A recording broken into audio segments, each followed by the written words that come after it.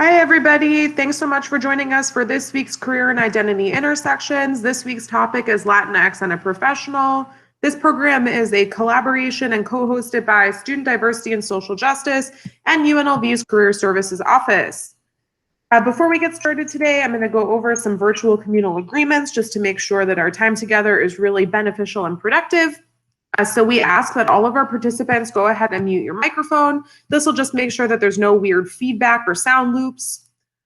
You can feel free to turn on your closed captions. In the bottom of your screen, you should see a button that says turn on captions. So that'll provide you a text version of everything that's being said today. You can choose to keep your video on or off. Our presenters today will be using both their audio and video, but definitely challenged by choice there. If you have any questions for our panelists, feel free to ask those via the chat box so that everybody can see them. If they are super timely, we'll work them into the conversation, and if not, we'll save them till the end of our chat today. So let everybody know we are actively recording this presentation so that we can use it on social media for career services and student diversity and social justice and for future programmatic needs. And I will drop the link to today's survey in the chat box too, so that everybody can let us know how today went. So with that, I will go ahead and introduce today's moderator, Alex Romero. Alex is the LatinX Program Coordinator for UNLV Student Diversity and Social Justice Office. So I will go ahead and kick it over to Alex. Hola, hi everybody. Well, welcome to Thursday Thoughts, LatinX and a Professional. First and foremost, before we start, I do want to say happy Latinx Heritage Month. So shout out to everybody in the Latinx community. This presentation is going to be focusing on different professionals that do consider themselves Latinx.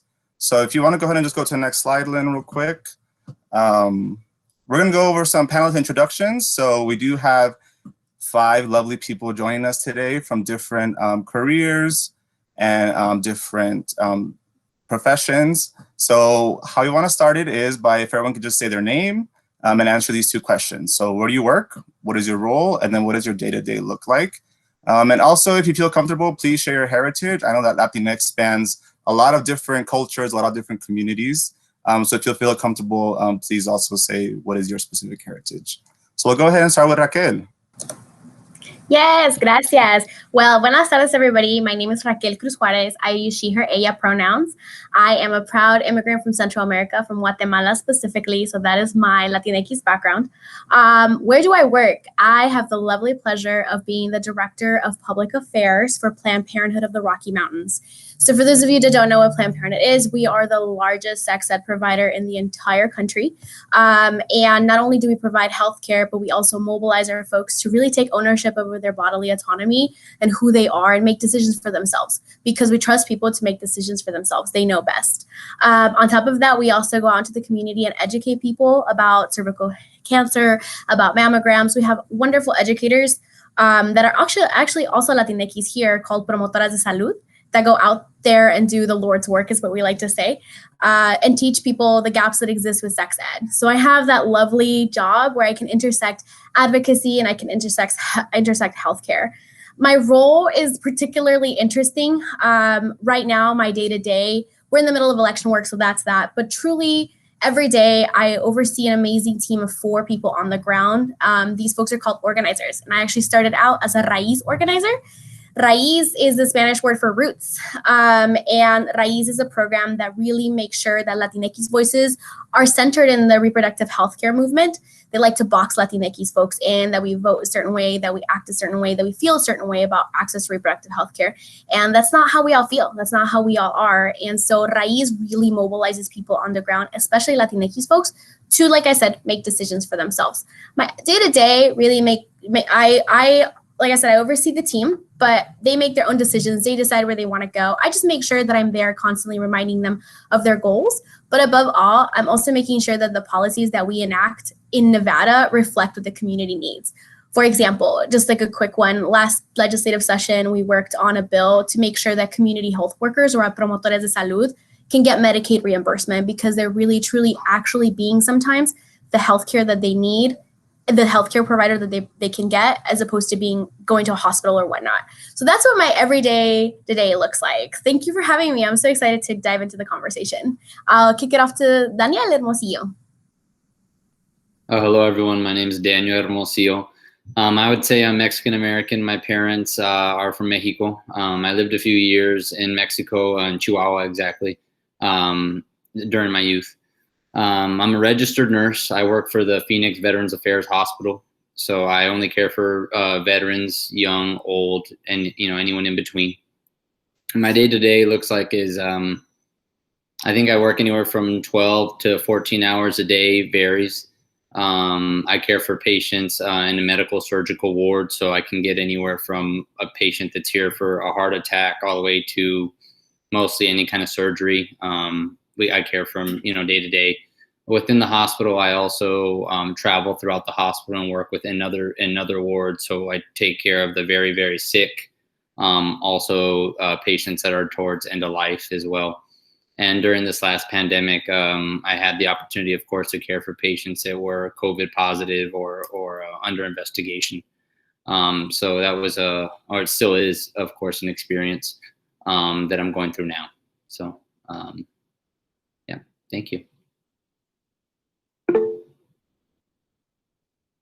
So I guess I would pass it next to whoever's next. It looks like it's Dr. Erica Abad.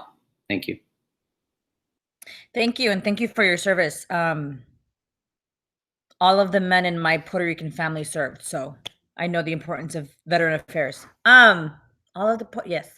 So my name is Dr. Erica Gisela Abad. My mom is from Puerto Rico, and my father's from the Dominican Republic. They both met in Chicago. My mom came to the States when she was 8, under the Operation Bootstrap era in Puerto Rico, and then my father came in the late 60s, early 70s, amid Dominican leaving Dominican Republic for his health, but also the political unrest that lasted a decade after the CIA killed dictator Rafael Leonidas Trujillo. Okay, that was a long one.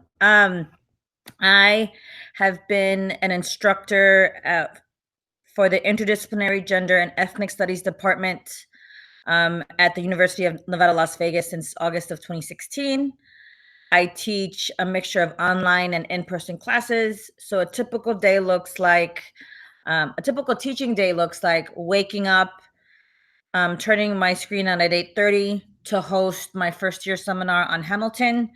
And this week was really great because I teach Hamilton because it allows me to talk about immigration policies and the racial bias in immigration policy through something that's fun and historically relevant. And then I move on to my next class, which is fandom, which allows me to talk about how TV, film, books, etc., are reinforcing racial stereotypes. And then my last class of the day is a research class where I help students build interdisciplinary research projects for the Interdisciplinary Studies program. And then in between classes, I'm either reading for class, grading, or meeting with other faculty to make sure that our curriculum is streamlined and that we're making sure students are prepared to graduate and or move to the next class, and making sure students are connected to UNLV resources, as we are all committed to students' success and retention and graduation.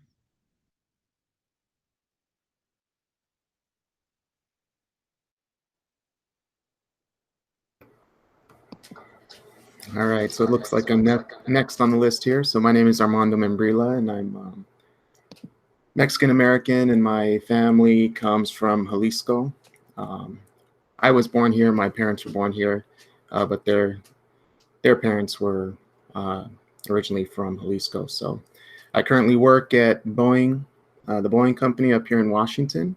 And my role is a structural damage technology manager for durability and damage tolerance of metallic structures. So what my job is to lead the team that makes sure that the programs at Boeing are able to analyze the structure of the airplane to show that it can last the life of the aircraft, and that if there are any issues, we can detect them and make sure that there's a repair prepared and provided in a timely fashion.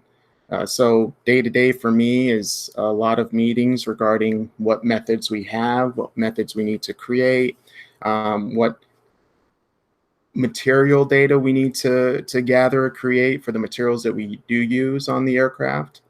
And then also I interact a lot with the FAA, making sure that we stay aligned with the regulations and the required level of I'd say, pedigree of our methods and design values, so that we're making sure we're always doing the right thing and keeping the airplane strong and as safe as possible. So, and I'll pass it along to Marcela Rodriguez. Thank you. Hola a todos. Can you hear me? I'm wearing headphones, so okay. Well, my name is Marcela Rodriguez Campo. I'm a doctoral candidate in the Department of Teaching and Learning at UNLV. So that means that I'm hopefully in my last year of my, doctorate program. So I'm in the dissertation phase. So right now I'm still transcribing, collecting data. It's kind of what my typical day-to-day looks like. It's a lot of writing, a lot of reading, and a lot of just re-listening to audio and to the interviews I've gotten to do.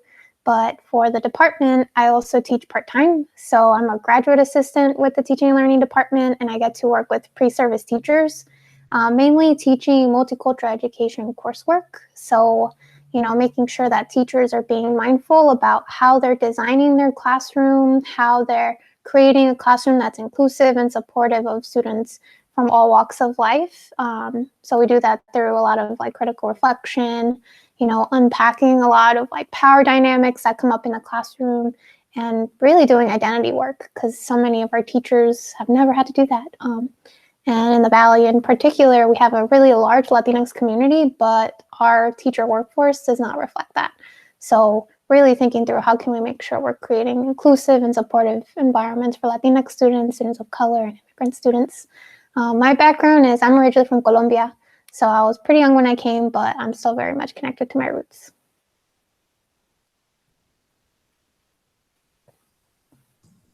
Well, thank you everybody for joining us today. As y'all can see, we do have a really wide array of different professions and careers.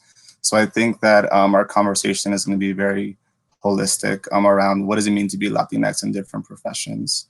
So we'll go ahead and just jump into the first question. What does your career path look like thus far?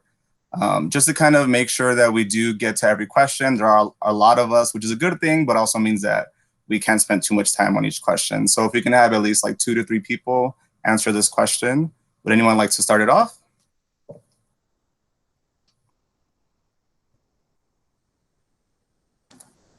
I can go. So this is Raquel again, by the way. So I kind of touched a little bit about that at the first question, which is what is your role? I'm actually an alumni from UNLV. I received my bachelor's and my master's there, and I very much love UNLV. So when I was first there, I thought that I wanted to be an anthropologist, full on. And so I received my bachelor's in anthropology, and I wanted to get my master's in anthropology as well. But I received an internship with PLAN, which many of you, if you're from Nevada, the Progressive Leadership Alliance of Nevada. And I was a student intern there. And they really taught me a lot about policy, and I liked politics, but more so on the ground, truly grassroots and learning what folks are doing on the ground as opposed to politicians, but knowing that politicians really hold a lot of power over who we are and what we do. And so I became an intern, and then I graduated, and then I was an organizer with Planned Parenthood. And it's been about 7, 8 years since my first internship. And it's funny because the way I received my internship, I was just looking, those rebel emails you get at 3 a.m. that have all the list of community events going on. And that's how I got my internship. And I think that, just to talk really quickly about how Latinx folks show up in this work, it's really also about somebody taking the time to invest in you. And I think that PLAN was an organization that invested in me and saw that I had a potential in this career path. And from then on, now, I'm their board president, and now I'm the director of public affairs. And it's because of people that have mentored me throughout my career that got me here.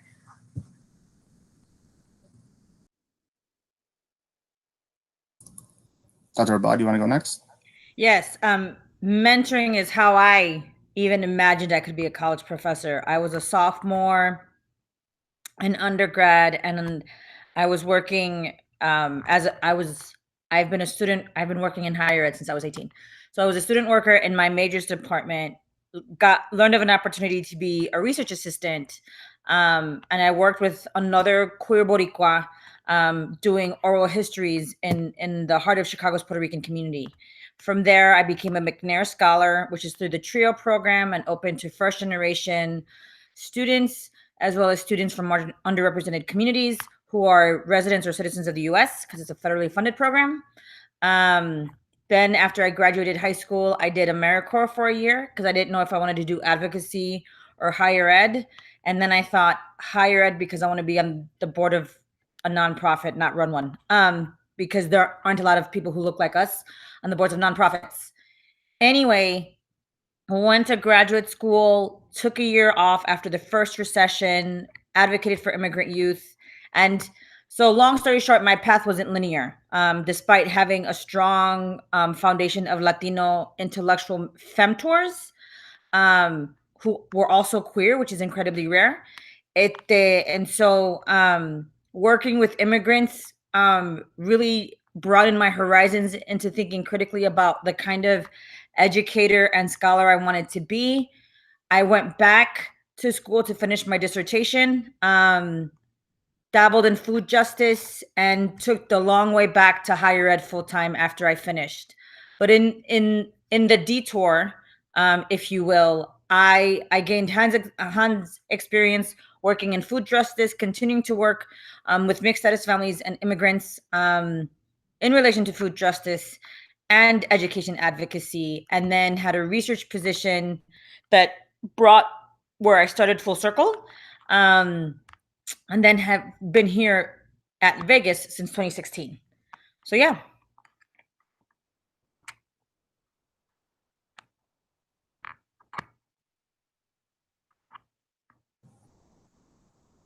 Thank you for that. Would someone else like to answer that question?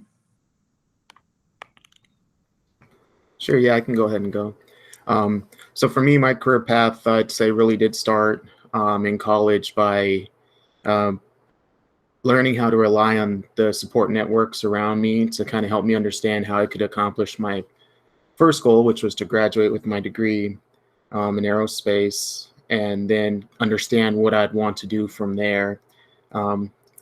Engineering's not an easy degree by far, right? We know that, but for me, I had a few different challenges getting through the degree, so I really needed to rely on my support network. And so I say that because it's really important.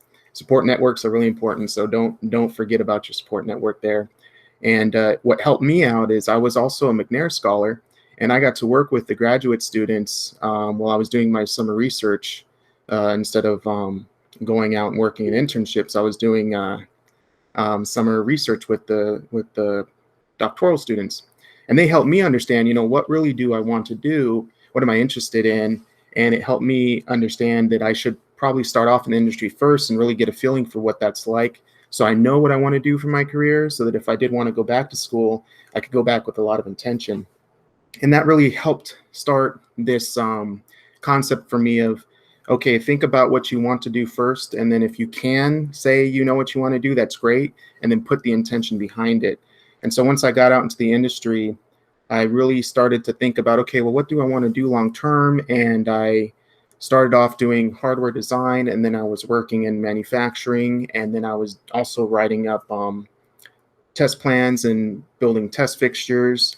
And that was a ton of fun. And then I got the opportunity to start doing structural analysis for the company I was working for. And that's kind of what set me on the path where I ended up working at Boeing and doing what I do today. And so I got the chance to come to Boeing, and I kept doing the same work, and I just stayed focused and really thinking about, okay, this is what I like to do. How can I grow? How can I help the people around me? And what else can I learn at Boeing? Boeing's a really, really big place, and you can really find almost anything to do there. I think there's pretty much only a handful of specialties that they don't hire, and the one that I'm aware of is a surgeon. So, I mean, they pretty much have a job for every profession there. There is. So I thought, okay, well, what else can I learn here? What can I do? And I just kept that constant pursuit of trying to understand what's interesting to me, asking the questions, going off and doing informational interviews with other people in other areas so that I could learn more about the company. And then I really started to focus heavily on leadership as well. And so that's when I started to find myself getting bigger projects, getting to lead teams. And then today, currently working as a manager for the team that I have. So it's been a very dynamic, I'd say, career path. For the most part, linear. Because I had a good idea of what I was hoping to do, I was able to kind of keep it kind of within, I'd say, like boundaries. So that helps a little bit. But of course, like the one thing I can say is don't ever trick yourself into thinking it has to happen a certain way, because when you just go and you just live it, it is such an amazing ride. So that's what it's been like for me, for sure. Thank you.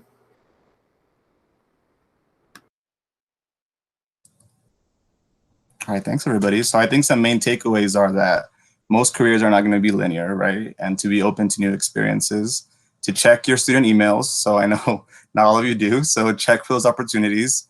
And I think just, yeah, I think knowing that, you know, different experiences are going to take you different places, and it's good to be open to that.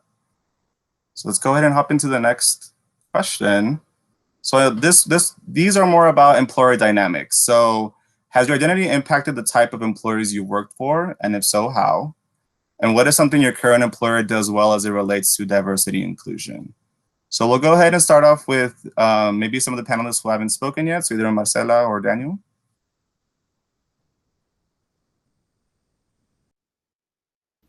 If you want, I can start this one off.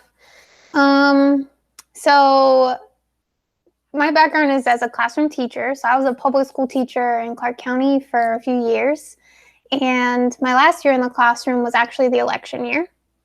So I loved teaching. I loved working with youth. I felt so much purpose in getting to work with youth, especially work with predominantly students of color. I was teaching English. I was also coaching speech and debate. So I was really getting to see, like, well, how can I increase access for my students, right? Not just in terms of their achievement in school, but in terms of what they pursued later on. So whether or not they went to college. And so that was like a really big kind of emphasis when I was in the classroom. But it being the election year, when it was my last year in the classroom, it created a really toxic work environment, both for myself and for my students. Because, well, one, there was all the rhetoric, right, that was being thrown around like across the country about LatinX children, about immigrant children, and what that meant for them and their sense of safety in school. And so that's ultimately what propelled me into a doctoral program. Like, my students really inspired me in the amount of trust that they put in me and in how much they shared with me that they weren't really sharing with other adults in the building. And it just kind of reminded me, right, the importance of having teachers that look like you, which, one, unfortunately, like 80 to 85% of the teacher workforce is still white women. And to have teachers that can understand you. And unfortunately, if you don't share that experience, you're not necessarily going to be able to understand it. But for me, that means it became something very heavy to carry. So now that I work at UNLV, I think, I mean, obviously, I think there's still much more of a tax that's placed on, you know, professors, faculty, staff of color. There's a lot of work that we're having to carry that other folks don't necessarily have to do. So a lot of emotional labor. But I do see like hope, right, in terms of like my teacher education courses are getting diversified. So like the students I'm teaching, they're not 85% white women. It's about like 50% students of 50% white students. And so that gives me a lot of hope for like the teacher pipeline and what sort of teachers will be in front of students in the future. And so, you know, it was a really hard decision to leave the classroom, but there's work to be done everywhere, unfortunately. And so this is kind of my place where I try to chip away at systemic injustice and seeing that there's hope in, you know, recruiting more students of color to pursue the teaching profession.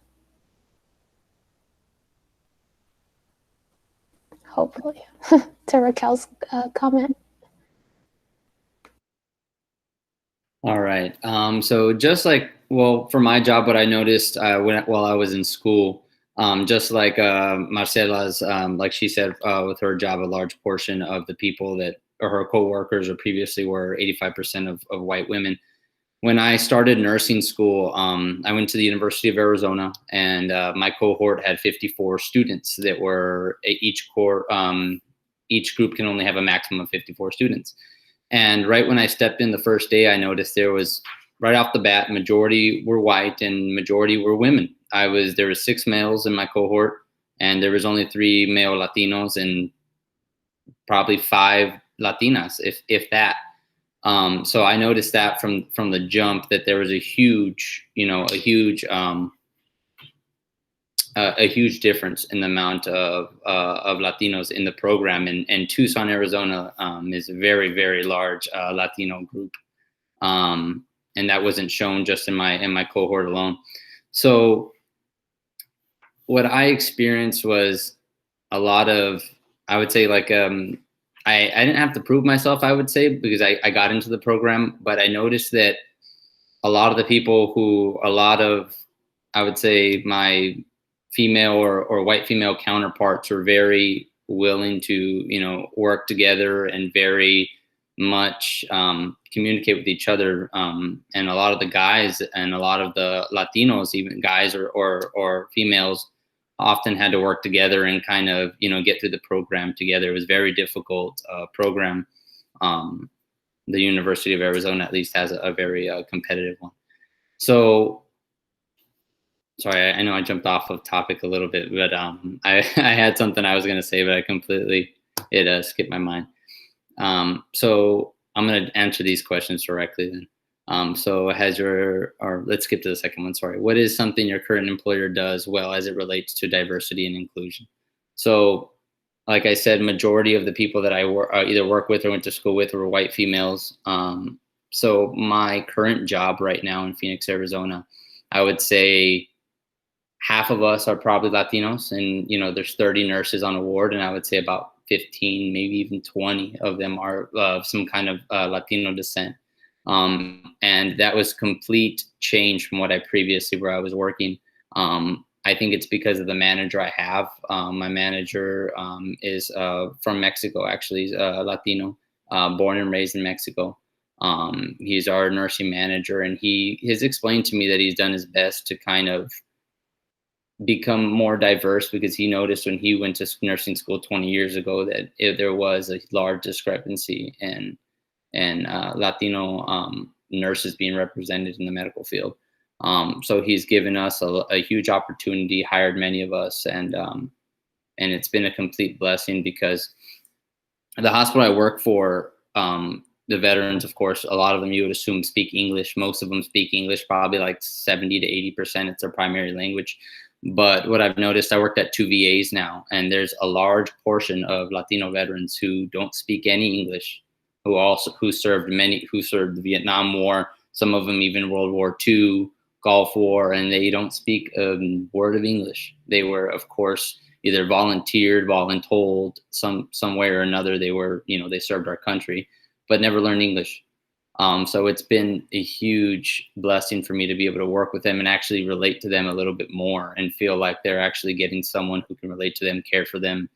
And I know I take care of so many people. I've taken care of hundreds of veterans already, maybe thousands, who knows. But in a matter of a day, I'm able to build relationships and help set them, in the right direction and help them with their healing, whether it be mental or physical. So I think I've just been blessed to have the opportunity to have a manager that really just believed in me and gave me the opportunity. I've been a nurse now for 3 years. So I'm pretty, everyone at work always, jokes with me and says I'm not even old enough to drive. I'm 25 years old. I don't look, I probably don't look that old. But he gave me the shot, being, very young and being able to have the role I have. And I'm very blessed. Sorry, I kind of talked a lot, but thank you guys very much.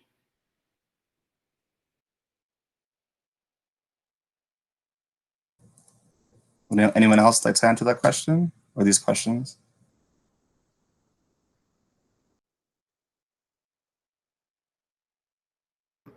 Yeah, I'll share a little bit for the second one. What is something that my current employer does well as it relates to diversity and inclusion? I'd say that our chief information officer said it best when he said that Boeing is a microcosm of the world. We are a huge company, and we're also international, right? So it becomes very important for us to have awareness of the fact that we aren't just America, and we have team members who work in various places in the world, and we have to respect, where they come from. And it can't always be, well, you have to meet when it's, noon my time because it's convenient, when it's really like 2 or 3 a.m. for them. And I really appreciate how Boeing is really looking at how can they be more globally aware of everybody that works for us, and of course for our customers as well. And one of the things I'm really proud of is when they hired our current VP of Diversity and Inclusion, Sarah Bowen, and also an expert in diversity and inclusion, Amy Hunter. They're really working hard to try to help us be better. And we still are a microcosm of the greater world, so we still have a lot of work to do. But there's a lot of leaders in the company that are really trying to understand and make a change for the better. And why I wanted to answer this question too is because it's important to understand that, for a company as big as Boeing, it might feel like that's a boulder that no one can move. And it is a boulder, right? And you can't really push it on your own. And it really takes a group effort of people who are committed and strong leaders to start to do something. And so for anyone in the future, if you're ever in a larger company and you kind of feel like, well, there's stuff that needs to change and I want to change it, but I feel like I'm running into a wall or I just don't know where to go. The best thing to do is to find those allies and align with them. And together, you guys can make changes. Even if they're small at first, they all matter. So don't ever forget that. And because Boeing's doing that, that's something I'm really proud of the company.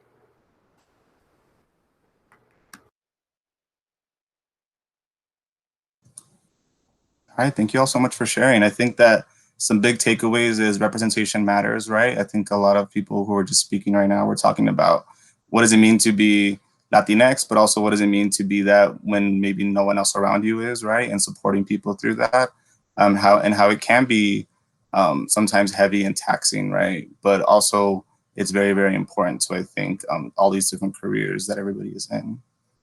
So we'll go ahead and just jump into the next one, which I think ties nicely with kind of what we've been talking about. So challenges and support. What have been some challenges you have faced or are currently facing as it relates to being a member of the Latinx community? And then how do you feel that your employer does or does not support you within your identity?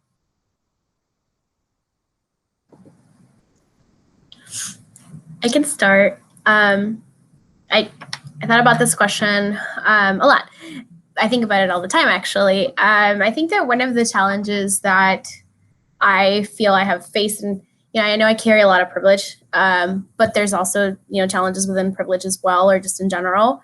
So like I had mentioned originally, and I remind my coworkers all the time, but I'm an immigrant from Guatemala, and I think that the narrative around Latinx folks and the narrative around immigrants is very Mexican-centric.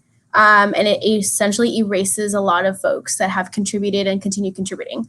For example, the quote-unquote crisis at the border, which has been happening for years, not just in the last 4. Don't let yourself be fooled. Is very much Central American focused right now. The caravans, one of the reasons why my family moved was because of the situation, the political unrest, the lack of access to healthcare, people living in poverty, like it's happening. And I think that I face that also within my employment as well, because I have had to serve as the only Latinx person, right? And so they start throwing these assumptions and these microaggressions at me and asking me essentially to speak for an entire community when that's, I see some of y'all shaking your head because you've been there, right? Oh, well, you are that Latina girl, tell us, so how do you like your tacos? What does that even mean? What if I don't even like tacos? That's not even my first choice of food. I don't, sorry, I'm getting all heated about this because it's just so frustrating to not only be erased within my own community, because even with our own Latinx community, we have to face that we are very anti-Black, very anti-Indigenous, and also very Mexican-centric. and then coming into a space of employment where it is predominantly white led and having to also act out and be that person there is it's challenging, you know. Thankfully, I feel so much better now, kind of leaning into that and saying, hey, take a pause for a second. Like, is your narrative inclusive of everyone else besides Mexican folks as well? Or have you considered talking to other people that don't come from Mexico? And I think it's been scary. I'm not going to lie. Things like being able to speak in my own like Central American vernacular has been like challenging sometimes because the majority of my friends are Mexican. And so is my partner. So I welcome being surrounded by folks like that. But I also think that similarly to how we ask our non-Latinx folks to check themselves, we also have to as well. And so does my employer, which is I think that they do support me in the sense that they allow me to make decisions for my own community, how I see best. But sometimes it's hard to kind of navigate through. Planned Parenthood very much is focused on our brand and its importance because our brand does move people. It does mean something to somebody. It did save somebody's life. However, maybe our brand doesn't always speak to Latinx folks, and we have to cater to that community because that's who we mainly serve. And I think being that person to constantly be like, hey, we need translations, or if no one's translating it, I will do it, or hey, we need to be at this community event that perhaps Planned Parenthood wasn't traditionally at, but it's time to be there because that's who we are as a community. And having that be challenged has been incredibly difficult and hard. But that's why, for me, like I had mentioned, and like Dr. Erika Abad mentioned, mentorship, right? And when I think about mentorship, I also think, okay, I'm taking this role of director and like trying to move forward in my own personal career, but how do I make it easier for people that I manage, and how do I make it easier for those that are coming next? Because no matter what, it's like getting rid of those generational curses while also getting rid of those nonprofit industrial complex curses that you have to live with every day. So those are challenges that I think about a lot because, I think that most of us we try to show up in our most authentic selves and who we are. And I can't do this work without bringing it back to the fact that I am a Central American immigrant. So, yeah. I want to backpack off of what Raquel had said because I work at an institution with 25% Latino students, and we don't have a Latino studies line in terms of a position. And despite the plethora of Chicanx studies, Latinx studies experts on campus, it's been hard to sustain that expertise enough to build and expand on those classes. I have felt supported by my department because I do have a Latinx themed mothers and daughters class. And I was able, because I'm a nerd, I brought my mom here to campus because my mom, as a non-traditional student, has more in common with UNLV students than I do. And so that was really amazing. I've also felt supported in the sense in my collaborations with Barrack Museum. I was able to meet folks, the Caballeros Behind Latinos Who Lunch. I did 2 shows with them, and then Justin invited me to be on KNPR. And so I feel very much at home at UNLV. And my colleagues have been really open to making sure I make contacts to give me reasons to stay. And I've been able to have conversations to decenter the Chicanx dominant narrative. But those conversations are few and far between. So Raquel, I can empathize with you on that. But I feel like I'm at this juncture where I can have those conversations. And I speak as a Puerto Rican who's worked in solidarity with Mexicanos and Centroamericanos, whether it was as a graduate student at Washington State, whether it was during my years volunteering at a food pantry in Portland, or my years working in Chicago. And I'm grateful for that because that solidarity has been important in terms of grounding me and helping me maintain Spanish. And I bring that to the classroom here. Though I'm always reluctant to introduce myself as Latina, one, because with my last name, I get everything but. And two, because I want to relate to as many of my students as possible before I start talking about particularities. But when I do have Puerto Rican students, I do let them know because there aren't a lot of us here. And so, yeah.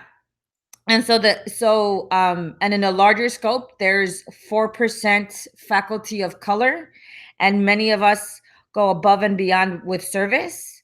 And while I had femtors who warned me against that, the challenge I often face is setting and maintaining that line, because I love working with students. And I'm very honest with them, and I say I won't do everything and I won't say yes to everything, because saying yes to everything is sometimes the reasons we aren't able to stay, because the stuff we're supposed to do,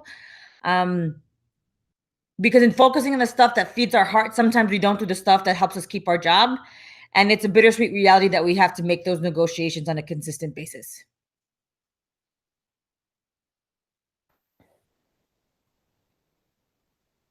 I feel like this is a conversation me and Dr. Abad have constantly around the lack of diversity of Latinidad, both at UNLV and probably in Las Vegas as well. I know I can speak from my experience as a Colombiana.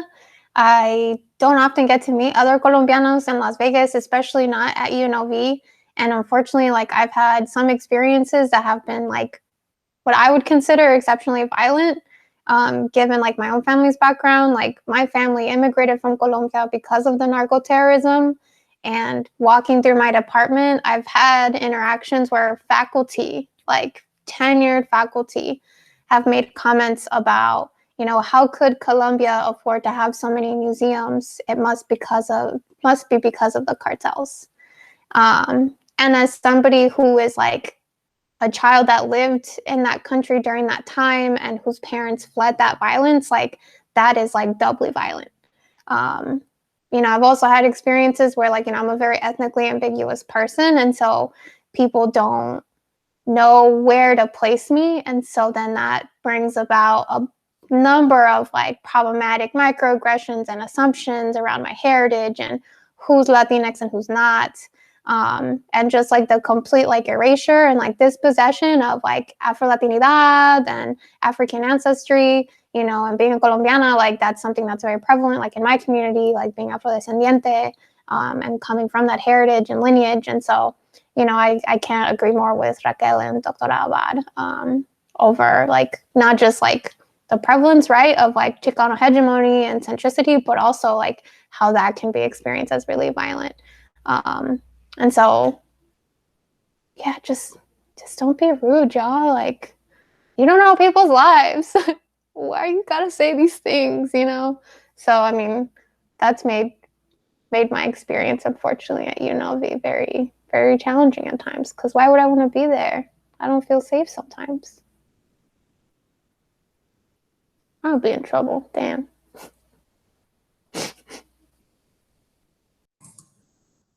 Well, thank you all for being really honest with your experiences. I think you all brought to light that sometimes even within the Latinx community, there's a lot of work that we still need to do, right? Even when we are kind of being united, there's still a lot of privileges within our own community that we need to acknowledge and make sure that we address as well. So thank you all for sharing that. We're gonna jump into, I think this is the last section of questions actually. So advice. While this session may primarily focus on Latinx identities, which of your other identities are important when considering your career trajectory?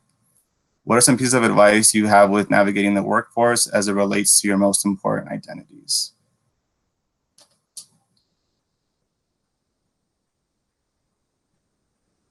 I can go first if you want. I have a piece of advice. So I guess my piece of advice, and I know this sounds very cliche, but I would say be completely who you are and show up as who you are in every single space that you enter. And I mean that as somebody who has experienced that in their department, but yet has a Colombian flag in their office, and everybody that walks by knows who it is and who I am and what I stand for. Because the more you are who you are, the more space you're creating for other people to do the same exact thing. And so you might not realize that other people are watching, but people are. So I think that's really like one kind of resistant way of creating more space for people like us to exist in these spaces and thrive in them and feel like they belong and should be included. So be exactly who you are and don't apologize for it. Yeah, and I'll piggyback off that and say 100% spot on, Marcella, because not only can you create space with being who you are from your Latinx background, but there's other pieces of all of us, right, that really make us who we are. And being able to feel comfortable and confident in showing everyone those aspects of our own diversity will help even create more space so that, individuals within our community might have, other identities that they might not want to bring out, right? But if we can bring out our whole self, like you said, Marcella, it's really important. Then it gives that opportunity for others to say, you know what, not only am I like you in this way, but also in this other way. And I feel comfortable. I feel like I can talk to you about things that I need. I'm experiencing something at work that I just can't really comprehend or fathom right now. And I don't even know where to go, but you sound like you might have had something similar. You might know, some advice for me to be able to overcome this challenge or really understand what happened to me. And it's exceptionally important when it comes to microaggressions because they are really micro, and you many times don't know what happened, but they hit you, and it usually leaves you thinking, wait, I don't think that was really right, but I don't know. I can't tell. Was it me, or did I actually just experience something that was inappropriate, right? And being able to really show that you understand what those things are and who you are as an individual, and all those facets will help other people learn more about what microaggressions are. And I would say maybe my last piece of advice here would be, as you're going through your career, if you have the opportunity and you feel comfortable identifying a microaggression and helping the other individual understand what and why it's a microaggression and why it's not something that you find appropriate, take the opportunity or ask for help too. Find someone else that can help you have that conversation, because it's not an easy one, and I'm not saying you have to do it every time, but it's part of the process of helping people understand why, looking at me and then saying, oh, your name's Armando? How? You're white, right?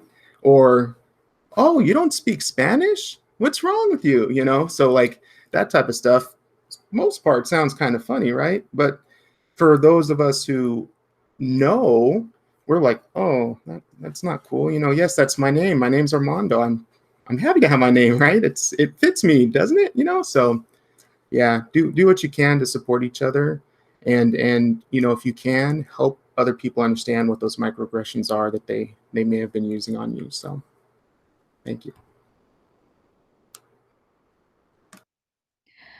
As the first but not only PhD in my family, talk to your family about what you do and what you want to do. I have I forget what it says. So one of my younger cousins told me, I have to get my master's because you set the bar high. And it's because whenever I publish something, whenever I go to a conference, I share that news. It does. My grandmother, que en paz descanse, had no idea what I did, except that I taught in college. And partially because our politics disagreed. But talk to your family about what you want to do as you're building that path, and in a way that reminds them that you're there because of them. I introduced myself with the historical context of my parents, of the political climate in which my parents came to the States, because I was interested in learning that. I wanted to understand why they had to leave home. And being able to write about the Chicago my mother grew up in helped her tell me more about her lived experiences. And it was powerful. And I say that because, one, as a Latina who left home numerous times, because we're not supposed to leave home, we're supposed to get married and have babies.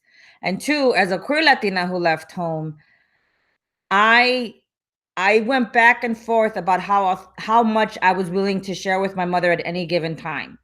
Part of the reason I deviated was because I was like, I'm not going to go home to my long established professional networks because I need to be comfortable being queer, and I need to build that because that's the only way my family will learn to respect me. And it worked. And my queer colleagues here have been instrumental in helping me feel comfortable in my own skin as a professor because I experienced so much homophobia early on in my career. And so my advice is talk to your family, whether it's the family you come from or the family you build, about your journey to living whatever dream you want. Because 10 years down the line, that may be your homie that you talk to about those microaggressions you experience, who then gives you that support to take up the space you need to take up to do the work that you need to get done.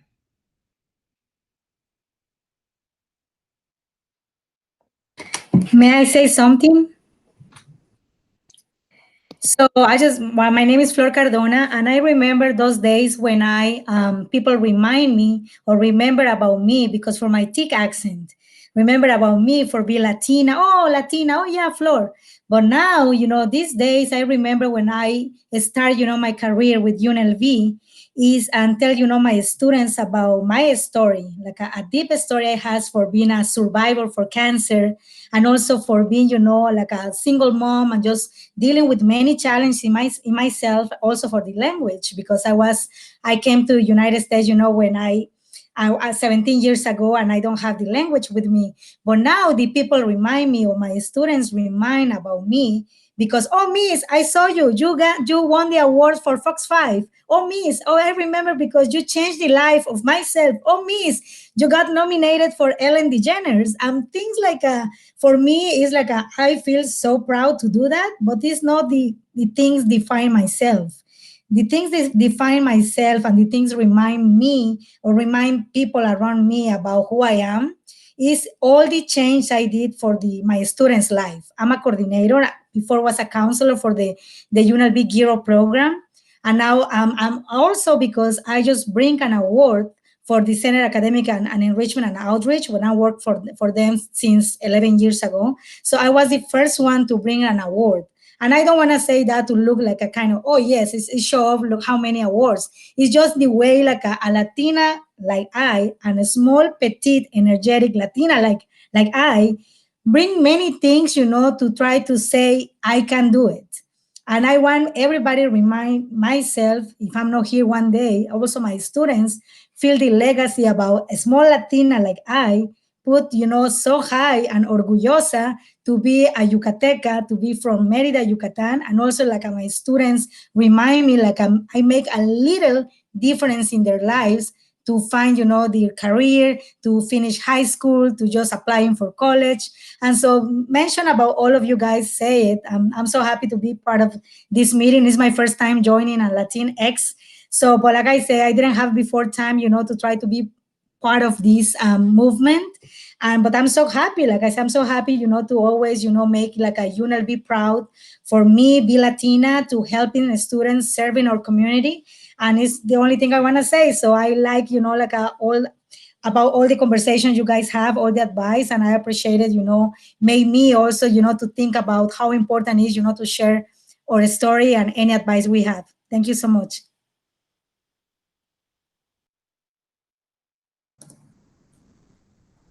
I have one final. Thank you, Flor, for sharing that. I love that you jumped in there. And I think that what your story kind of reminded me too is my advice to folks, especially Latinx folks navigating any workforce, is also to learn to forgive yourself.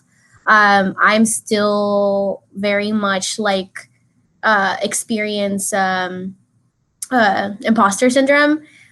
There's lots of things that come up and I'm like, should I be here? Is this role really for me? Like, I don't know, And so, and talking about what Dr. Abad said too, and like in doing things that feed your heart, prevents us from doing work that keeps our job.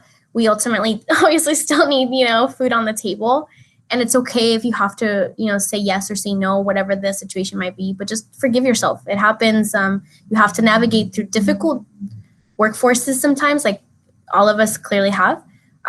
So yes, show up authentically, pero también remember de que you're human.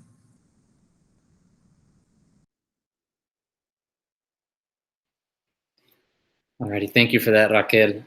Some advice that I think I can give is just no matter there's not one way to get to your career, not one way to get through that journey or that road.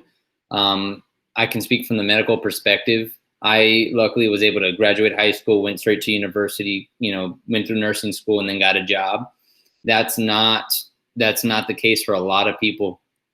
And that there's nothing wrong with that at all. There's been I've been a nurse for 3 years now, and I've actually helped, I don't know, numerous people either try to get into nursing school, whether they be older than me, younger than me. I just have tried my best to be a resource for people either getting into school, getting a job at where I work, things like that. Like I said, the only advice I can give is there's multiple ways to get to your goal or your journey or career. There's going to be a lot of people there that are willing to help, a lot of people that are willing to lend a hand, give advice, share their experience. Just got to be willing to take that and also, pay it forward. Be willing, because at some point or another, we all got help from someone. We all, had a mentor. We all were given the opportunity. No matter the situation was, we never did it on our own. So like I said, just be willing to lend a hand and be willing to take the hand that's lent to you. So thank you.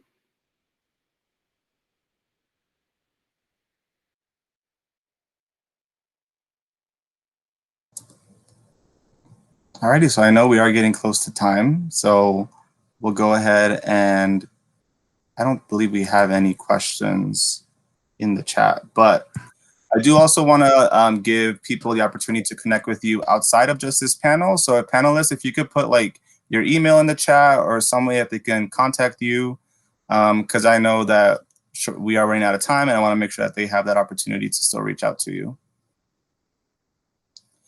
Just a reminder, so here's some more information with UNLV Career Services and Student Diversity and Social Justice. We have our Facebook page as well as Instagram, the YouTube.